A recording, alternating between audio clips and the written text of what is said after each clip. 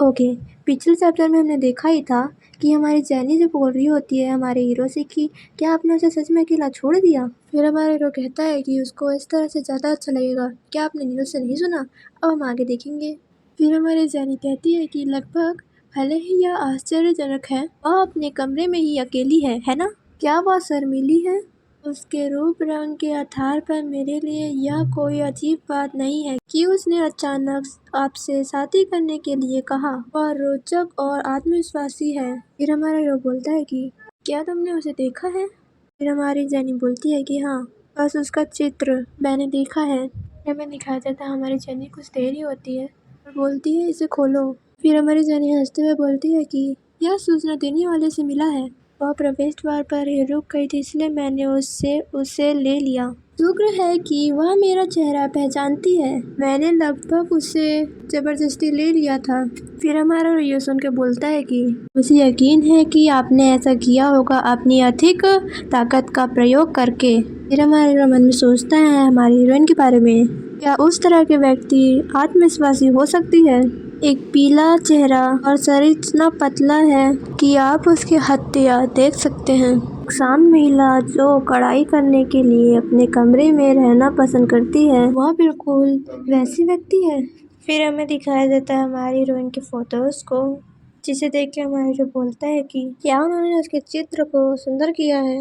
हमारे हीरो उस चित्र को बड़े ध्यान से देख रहा होता है। फिर जैनी बोलती है मैं सही कह रही हूँ, है ना? ड्यूक रॉची अपनी बेटी को खोज रहा है। हमारा हीरो उस पेपर्स को बहुत ध्यान से देख रहा होता है। आगे हमारी जैनी बोलती है कि वह ऐसा खुलेआम करने में शर्मिंदा था, इसलिए उसने एक सूचना देने वाले को काम पर रखा। फिर हमारा हीरो कहता है कि इसीलिए यह चित्र वांटेड पोस्टर में बन गया। फिर हमारी जैनी कहती है कि मुझे ये जवान लेडी बहुत पसंद है। वास्तव जीवन में उससे मिलने के बारे में मैं सोचकर ही मैं बहुत उत्साहित हो जाती हूँ। आगे हमारी जैनी हंसते हुए बोलती है कि मुझे शायद उसके चित्र को नहीं देखना चाहिए था, ताकि मैं उसके खुलासे का आनंद ले सकूँ। फिर हमारा हीरो बोलता है कि क्या आपने बस इतना ही पढ़ा है? फिर हमारा हीरो आगे बोलता है हमारी हीरोइन की तस्वीर को देखते हुए, नहीं, आपको इसकी चिंता करने की जरूरत नहीं है। हमारी हीरो आगे बोलता है कि जब आप उसका चेहरा देखेंगे तो आपको फिर भी धक्का लगेगा, क्योंकि यह व्यक्ति क्रिस्टल नहीं है। यह तस्वीर उसकी बहन का है, ना कि क्रिस्टल का। यह मैरियन की भतीजी जूलिया का था। उस समय के आसपास जब जूलिया का चित्र फैलाया गया, सबको यह बताया गया कि यह लेडी क्रिस्टल है और रोटरी में जूलिया के रूप में लगाया गया सूचना फैला दिया गया। जूलिया की सेम ही पूर्वी दिशा में स्थित जहाँ उसका जन्म हुआ है, वहीं से आती है। यह जानते हुए कि उसके होम टाउन से कोई रोटरी की सबसे छोटी बेटी बन गई है, उसे एक प्रकार का एहसास हुआ और वह तुरंत पूर्व की ओर चल पड़ी। सूचना देने वाले ने उसके जन्म स्थान में छानबीन किया और यहाँ तक कि मैरियन और हंस भी मिल गए। रोटरी उन पूर्वी लोगों को नौकरी पर नहीं रखते जो पूर्व राजा के समूह के प्रति विरोध की भावना रखते हो। रोटरी स्टेट में जहाँ क्षेत्रीय भेदभाव गंभीर था, नैनी 20 साल से अधिक समय तक इस सच को छुपाया गया कि वह पूर्व से थी, यहाँ तक कि वह अपने परिवार से भी बातचीत नहीं करती थी। एक ऐसा व्यक्ति जिसके पास छुपाने के लिए बहुत सारे रहस्य हैं। फिर हमारे राकेश सोच रहा होता है कि अपनी भतीजी को रोटरी की सबसे छोटी बेटी बनाने के पीछे आपका क्या कारण है। फिर हमारे नील को दिखाया जाता है जो पेपर पढ़ते हुए बहुत परेशान होकर बोलता है कि इसका मतलब यह है कि उसके पिता भी उसका चेहरा नहीं जानते हैं। और हमें पीछे दिखाया जाता है कि हमारी जेनी जो मैजिक की मदद से अपने कपड़े सुखा रही होती है और इस काम को करने में हमारी मेल मदद कर रही होती है। फिर हमारे मेल को दिखाया जाता है जो बोल रही होती है सही है, ऐसा लगता है कि हम अकेले नहीं हैं, जिसके पास उनके बारे में ज़्यादा जानकारी नहीं है। फिर हमारे बोलता है कि क्या यह हो सकता है कि जूलिया रोटरी के लोगों में से एक हो? उनका उनसे कोई भी संबंध नहीं है। एक ऐसे परिवार है जो लंबे समय तक एक ही गांव में रहता था। फिर हमारे ये सब सुन के बोलता है कि इसमें बताया गया था कि जूलिया अक्सर अपनी छुट्टियां खत्म होने के बाद नैनी के साथ चली आती थी, लेकिन वह जगह कोई नहीं जानता। फिर हमारी मेल बोलती है कि वह रोटरी जा रही थी तब। फिर हमारा हीरो कहता है कि मेल सही कह रही है, वह उस एनेक्स बिल्डिंग में क्रिस्टल के साथ रही होगी। ये सुन के हमारी जैन कहती है कि अगर उसका परिवार भी उसका चेहरा नहीं जानता तो फिर यह संभव है कि जो क्रिस्टल हमारे पास है वह नहीं हो जो वो कहती है। ये सुन के हमारा नील बोलता है कि ऐसा नहीं हो सकता, वह गोरी है और उसकी आंखें नीली है, उसमें रोशनी का खून है। फिर मेल बोलती है कि लेकिन उस चित्र में लड़की भी गोरी है और उसकी आंखें नीली है, तो फिर हमारे साथ वाली लड़की नकली हो सकती है। ओह, ऐसा हो सकता है कि उसने जादू का प्रयोग किया हो, लेकिन जादू के माध्यम से रंग बदलने की एक समय सीमा होती है। वह 4 दिनों से यहाँ पेंडेंट हवेली में है। मैं पक्का कह सकता हूँ कि उसके बाल और उसकी आंखों का रंग असली है। फिर हमारी मेल बोलती है कि तब उसने अपने परिवार से अपना चेहरा क्यों छुपाया? क्या आपको कुछ अजीब नहीं लगा? फिर हमारा नील बोलता है कि मुझे कुछ भी अजीब नहीं दिख रहा है, हालांकि वह बहुत बीमार लग रही थी। हम यह अच्छे से जानते हैं कि यह सच है कि सबसे छोटी बेटी का संविधान कमजोर है। मेरे ख्याल से यह हो सकता है। फिर हमारा हीरो बोलता है कि मैं मानता हूँ वह अपनी उम्र के हिसाब से जवान दिखती है। आगे हमारा हीरो बोलता है कि लेकिन अब तक उसने जिस तरह से अपना जीवन जिया है उसके आधार पर इसमें कुछ भी अजीब नहीं है। हमारे पीछे से जैनी चिल्ला रही होती है, ओ माय। हमारी जैनी तो एक्साइटेड होते हुए बोलती है कि आप दोनों को उसके बारे में बात करना मुझे बहुत उत्साहित बना रही है, मैं अभी उसे देखना चाहती हूँ। बेचारी हमारी मेल बोल रही होती है कि तुम एक जगह पे खड़ी रहो चुपचाप से, मैं उसे देखने के लिए इस भारी बर्फबारी का सामना करके आई हूँ। फिर नील बोलता है कि आप सिर्फ इसलिए उसकी खिड़की से नहीं जा सकते क्योंकि आप उसे देखना चाहते हैं। अगर आपको उसे सच में देखना ही है तो आप दरवाजे का प्रयोग करें। फिर हमारी जैनी कहती है कि क्या तुम्हें सच में लगता है कि मैं वैसे जाने वाली हूँ? फिर हमारे हीरो को दिखाया जाता है तो कुछ सोच रहा होता है। फिर हमारे हीरो अपना आँख बंद करके हमारे हीरोइन के बारे में सोचता हुआ बोलता है कि उस व्यक्ति के बारे में कोई कुछ नहीं जानता है, मैं उसके विचार बिल्कुल नहीं पढ़ सकता। वह अपने पिता की अनुमति लेना चाहती है लेकिन उनसे मिलना नहीं चाहती। वह कहती है कि वह यहाँ प्यार के कारण आई है, लेकिन असलियत में वह मुझसे प्यार नहीं करती। मुझे शादी का प्रस्ताव भेजा, हालांकि वह असलियत में मुझसे शादी नहीं करना चाहती। अब तो उसकी पहचान भी सही पता नहीं है। क्या क्रिस्टल ने ये योजनाएं स्वयं बनाई? उसमें हिम्मत तो है लेकिन वह नहीं जानती कि अपनी भावनाओं पर कैसे काबू रखा जाए। वह ऐसा भाव प्रकट करने के लिए क्या छिपा रही होगी? हमारा हीरो चित्र को बहुत ध्यान से देख रहा होता है, बाकी बोलता है कि पहले मुझे इस मामले के बारे में पूछना चाहिए। हमारा हीरो स्माइल करते हुए बोलता है, ये देखते हैं कि क्रिस्टल आगे क्या कहने वाली है। फिर हमें रॉटरी फैमिली का महल दिखाया जाता है। फिर हमें दिखाया जाता है उस लेटर को जिसे देख के हमारी मैरिन बोल रही होती है। हमारी मैरिन चिंता करते हुए बोलती है हमारी हीरोइन को कि आप शादी का प्रस्ताव क्यों भेज रहे हो, और वो भी पेंटेड हवेली में। आगे हमारी मैरिन बोलती है कि आपके पिता जल्दी ही आ जाएंगे, क्या आपको नहीं लगता कि जितनी जल्दी हो सके भाग जाना अच्छा होगा? हंस गाड़ी के साथ स्टैंड बाय पे है, अगर हम पहाड़ों से होकर रास्ता ले तो शायद हम बच सकेंगे। हमारी सीरियस होकर बोलती है कि ऐसा हो ही नहीं सकता कि ट्यूब के आदमी पहाड़ी रास्ते से अनजान हो। अगर हम अभी निकलेंगे तो हम तुरंत पकड़े जाएंगे, ऐसा कोई रास्ता नहीं कि हम भाग सके।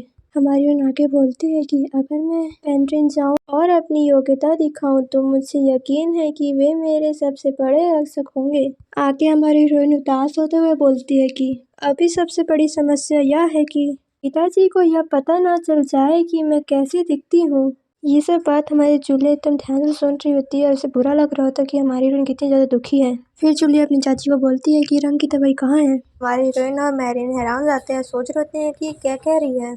फिर हमारी मैरिन पूछती है कि तुम्हें यहाँ क्यों चाहिए? फिर जूलिया बोलती है कि लियो क्रिस्टल का चेहरा नहीं जानते हैं तो मैं क्रिस्टल होने का नाटक करूँगी। हमारी हीरोइन चिल्लाते हुए बोलती है कि तुम क्या कहना चाहती हो? हमारी मैरिन बोलती है नहीं, अगर आप पकड़े गए तो क्या होगा? फिर हमारी जूलिया हमारी हीरोइन का नाम लेते हुए बोलती है क्रिस्टल, और उसका हाथ पकड़ते हुए बोलती है कि क्रिस्टल, तुम्हें पता है कि मैं एक तेज दौड़ने वाली व्यक्ति हूँ, है ना? अगर मुझे पहचान लिया गया तो किसे परवाह, तो फिर उन्हें मुझे पकड़ने की कोशिश करनी चाहिए। हमारी हीरोइन जूलिया का नाम लेती है। जूलिया हमारी हीरोइन के पास आके बोलती है कि चिंता मत करो क्रिस्टल, सब ठीक हो जाएगा। फिर हमारा सीन शिफ्ट होता है। फिर हमें हीरो को दिखाया जाता है जो चाय पी रहा होता है। हमारी हीरो देख रही होती है, जब मन में सोच रही होती है कि मैं थोड़ी घबराई हुई हूँ। फिर हमारे हीरो हमारी हीरोइन से पूछता है कि क्या आप ठीक हैं? हमारी हीरो हैरान होते हुए बोलती है कि हाँ, थैंक यू आपका। फिर हमारे हीरो आगे बोलता है हमारी हीरोइन से, क्या मैं आपसे कुछ पूछ सकता हूँ? हमारा हीरो जूलिया का चित्र को हमारे हीरोइन के सामने ला रहा होता है। हमारी थोड़ी परेशान हो जाती है इसे देख के और सोचती है कि इसके पास ये कहाँ से आया। जूलिया का चित्र ऐसा क्यों है? क्या वह जूलिया के बारे में कुछ जानता है और वह कितना जानता है उसके बारे में?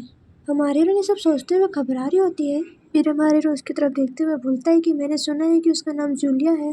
किसी कारणवश रोटरी प्रमुख उसे क्रिस्टल के नाम से जानते हैं। आगे हमारा हीरो कहता है कि आपके पिता इस चित्र के माध्यम से आपको खोज रहे हैं। क्या आप यह जानते हैं? हमारी हीरोइन तो ये सब सुन के हैरान ही हो जाती है कि आखिर हो क्या रहा है।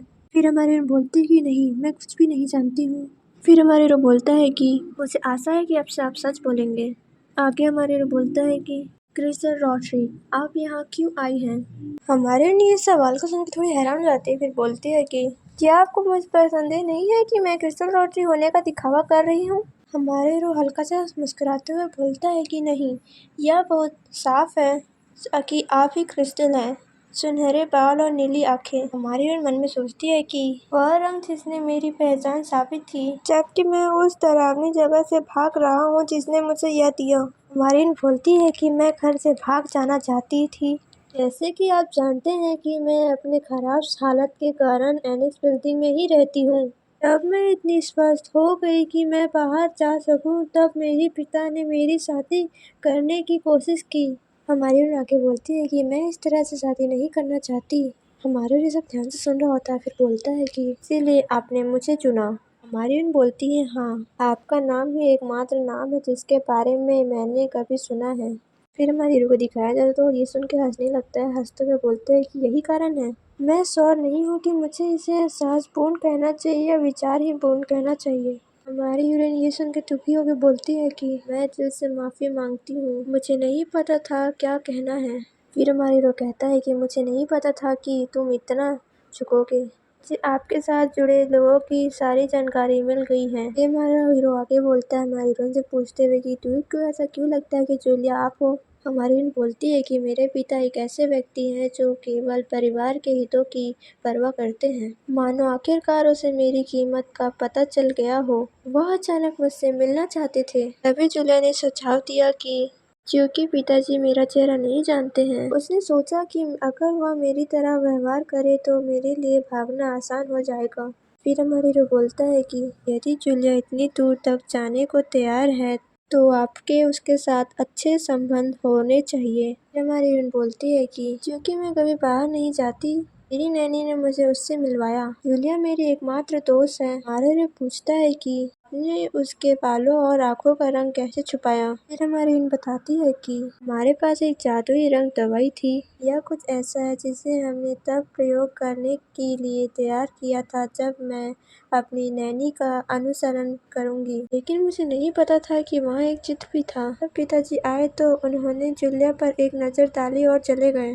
किसने सोचा होगा कि वह ऐसे इतनी अच्छी तरह याद रखेंगे? अगर वे जूलिया को खोज रहे हैं, यह केवल समय की बात है कि वे मैरियन और हंस को पकड़ लें। तब उन्हें पता चलेगा कि वह जूलिया क्रिस्टल नहीं है। एक बार वे मुझे खोज लेंगे तो सब कुछ उजागर हो जाएगा। आर्यन अपने मन में बोलती है कि सच्चाई यह है कि मैं एक पुरुष होने के नाते वारिस बनने के योग्य हूँ और वे इस सच्चाई को छुपाने के लिए मुझे मारने की कोशिश करेंगे। फिर हमारे ये सब ध्यान से सुन रहा होता है। फिर आगे हमारे तो बोलता है कि आपकी चिंताओं को कम करने के लिए मैं आपको तसल्ली देता हूँ कि रोटरी के लोग आपको नहीं खोज पाएंगे। हमारी हीरोइन तो हैरान से बोलती है कि यह सच में? हमारा हीरो स्माइल करते हुए बोलता है कि उस महिला को खुश देखकर मैं भी खुश हो जाता हूँ। हमारी हीरोइन तो समझ ही नहीं पा रही होती कि आखिर कह क्या रहा है। बोलती है कि आप ठीक हो?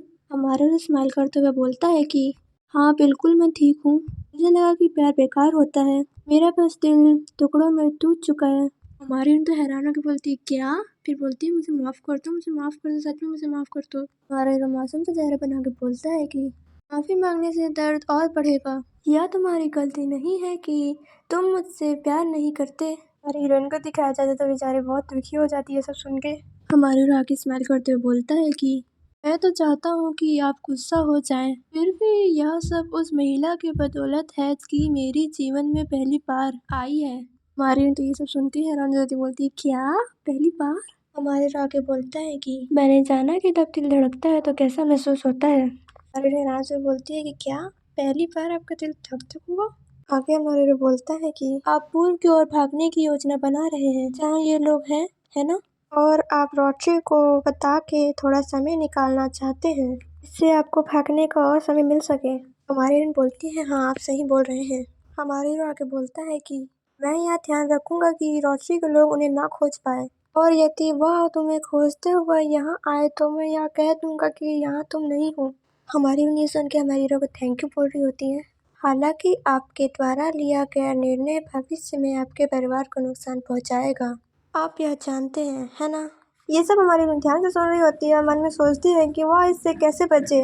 मेरे जो सामने बैठा व्यक्ति है मैं उसकी आंखों से कैसे बचूं और उसकी मुस्कुराहट किसी की जान ले सकती है। राजा की वर्तमान पावर की हालत में और इंडियन के नेतृत्व में पर्दे के पीछे खामोश युद्ध चल रहा है।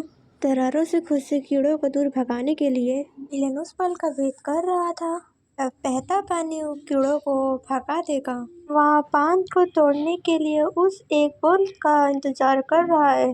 कौन जानता है, हो सकता है मैं भी पानी की वह बूंद हूँ। फिर हमारे हीरो बोलता है कि हाँ मुझे पता है। हमारा हीरो स्माइल करते हुए बोलता है कि मैं यह मान लूंगा कि आपके अंदर अपने परिवार के लिए कोई स्नेह नहीं है। माना कि भागने की कोशिश करने वाले व्यक्ति में किस प्रकार का स्नेह होगा, तो फिर कृपया बर्फ रुकने तक यही रहे। गाड़ी खत्म होते ही मैं एक गाड़ी तैयार करूंगा जो आपको पूर्व की ओर ले जाएगी। हमारे उन परेशान होकर बोलती है कि अरे नहीं, मैं आपको और परेशानी नहीं देना चाहती। हमारे हीरो बोलता है बकवास। हमारे हीरो स्माइल करते हुए बोलता है कि जो पत्र हमने सही महल में भेजा था वह स्वीकार हो चुका है, वो अभी अभी आया है। हमारे हीरो उस पत्र को दिखा रहा होता है। सामान्य रूप से इस पर सहमति का मोहर का प्रयोग किया जाता है, लेकिन चूंकि हम व्यक्तिगत रूप से परिचित हैं इसलिए उन्होंने स्वयं ही इस पर साइन किया है। हमारी हीरोइन परेशान होते हुए बोलती है कि क्या यह सच है? क्या पत्र को स्वीकार कर लिया गया?